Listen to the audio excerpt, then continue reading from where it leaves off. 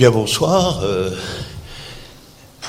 Je suis très heureux d'accueillir ici mon ami Slavoj Žižek, qui est... Enfin, vous verrez ce qu'il est. Pour vous clarifier ça, il y a une très belle vieille blague, je aime des blagues racistes de vieille Yougoslavie, je crois qu'ils ont été le plus fort, l'arme la plus forte contre le racisme, paradoxal. Le peuple de Monténégro, ils ont été, comment on dit, de la laideur, ils ne voulaient pas travailler, non? Et l'idée c'est quoi? La question c'est blague, pourquoi un Monténégrin, lorsqu'il va se coucher, pourquoi pose-t-il deux verres, une pleine de l'eau et l'autre vide à côté de son lit? Parce qu'il est trop paresseux pour se demander à l'avance s'il aura soif ou non durant la nuit. Je crois que, vous savez où est le truc dialectique? L'absence même doit être enregistrée. Du point de vue du raisonnement non dialectique, j'ai là un verre d'eau et si je vais le boire... si j'ai soif, je vais le voir, sinon non. Ah non, le Monténégrin, il est hegelien. Il sait que l'absence lui-même doit être matérialisée, enregistrée. On trouve aussi un équivalent politique de cette logique dans une blague célèbre qui circulait en Pologne en époque socialiste. Et Pologne, ça a été, je crois, un paradis dans l'époque du socialisme réel, des vitz, des blagues. Je crois que la grande perte spirituelle de la défaite du communisme, c'est la perte de vitz politiques. Par exemple, c'est ça la typique sagesse formidable de Pologne. C'est la meilleure définition de la vie. Qu'est-ce que la vie? La vie, c'est une maladie qui se transmet par sexe et qui finit toujours par la mort. C'est totalement exact. Ok, mais voilà cette blague. Un client entre dans un magasin, parce que vous savez, dans le socialisme, il y a toujours quelque chose qui manque, qu'on ne trouve pas dans le magasin, et demande, est-ce que vous avez déjà obtenu du beurre? Vous n'avez pas du beurre? Et la réponse, désolé, mais nous sommes le magasin qui n'a pas de papier de toilette. Le magasin qui n'a pas de beurre se trouvait de l'autre côté de la rue. Et amoureux. Qu'est-ce que ça veut dire?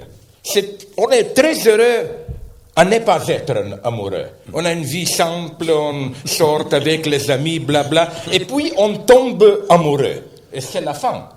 Tout est focalisé sur ça, toute la paix est ruinée, etc. C'est ça la position de Marx. Quelque chose qui insiste absolument et interrompt. Et c'est pourquoi je suis totalement d'accord avec toi. Cette belle phrase qui ne fonctionne qu'en anglais et en français, tomber l'amour, fall in love, que toute la stratégie aujourd'hui, c'est d'éviter ça. Même avec le sexe, on fait comme ça.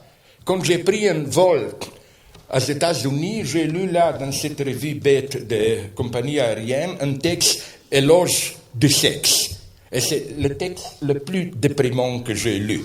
Parce qu'il est totalement plus sexe, mais comme quelque chose qui est très utile et bon. Il dit, si vous faites le sexe d'une façon dynamique, c'est très bon pour votre cœur, vous pouvez se plus longuement.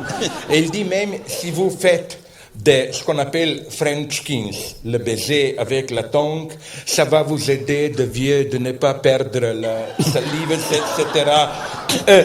Et toute cette idée que, comme tu l'as dit, que comment être amoureux sans tomber à l'amour.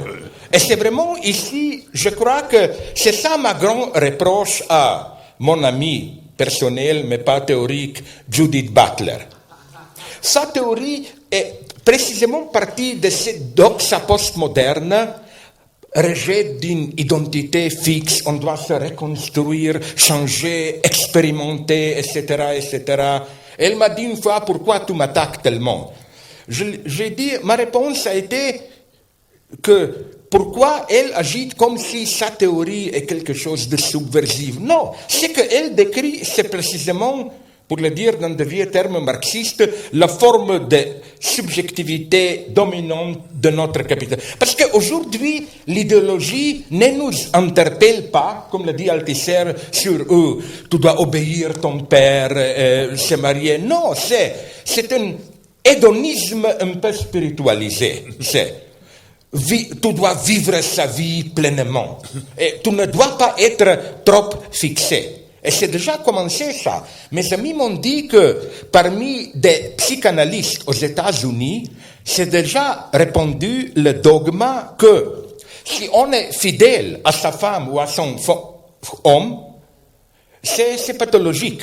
C'est une fixation pathologique. On va être dynamique tout le temps, etc. C'est comme ça que notre bouddhisme d'aujourd'hui, bouddhisme quotidien fonctionne. Vous savez, cette pseudo-sagesse pseudo-bouddhiste qu'on ne doit pas s'attacher trop aux objets matériels. C'est-à-dire, ne tombe pas trop amoureux, ou on doit être à la distance, etc. Et c'est pour moi ça, la leçon véritable, déjà du Jésus-Christ. C'est pourquoi nous sommes les deux des chrétiens matérialistes, non? Absolument.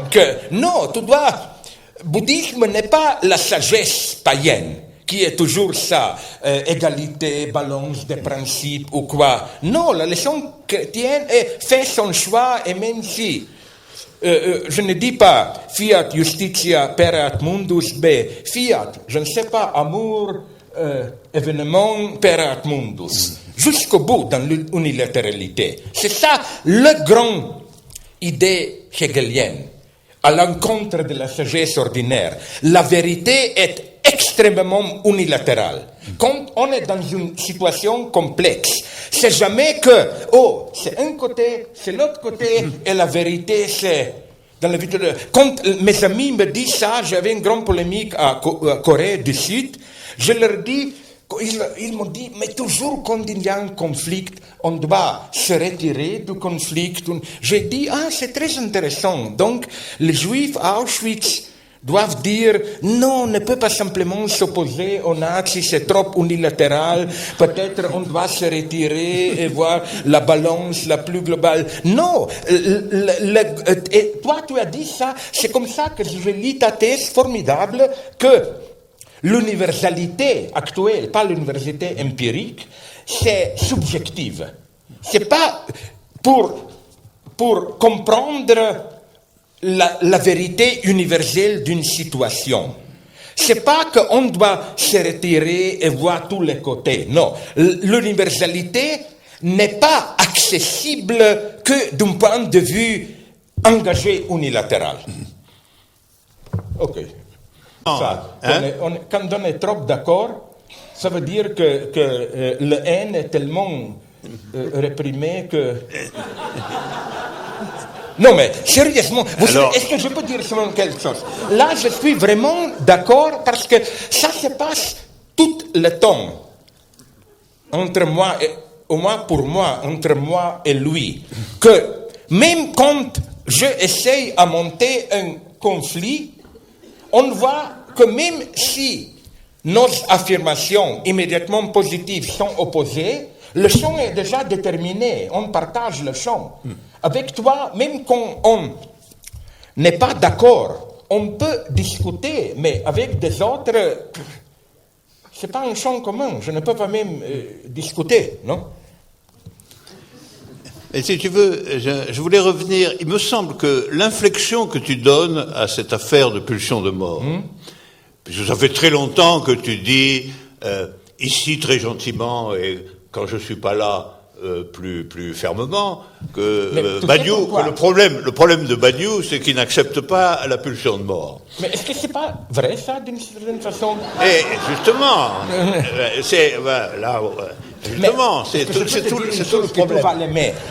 Oui, c'est vrai, je te dis à toi très doucement, tu sais pourquoi? Parce que je suis un personnage humaniste et je sais que si je te dis en face, ça peut te blesser. Oui. Donc, précisément à cause de mon humanité chaleureuse, je ne dis de mauvaises chose sur toi que derrière ton dos, non?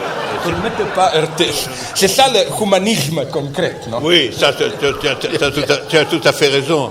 Non, mais sérieusement, oui, dis-moi. Mais tu es en train de dire que mon humanisme à moi, c'est de ne même pas te dire en face les contradictions. C'est un humanisme supérieur, tout de même. Parce que toi, tu es obligé de manier un semblant, là. Tu manies le semblant humaniste, tu dis, finalement, je vais te faire une objection. Tandis que moi, je dis toujours, il n'y a pas d'objection. Oui, mais je vais t'en faire une quand même. Je vais t'en faire une quand même. Ça veut dire il n'y a pas d'objection parce que tu es un crétin tellement total que... Ok, mais, non, mais sérieusement, tu avais là une réflexion très sérieuse. Qu'est-ce que tu as voulu dire avec cette pulsion de mort? Ok, pulsion de mort. Oui, je commençais. Je voulais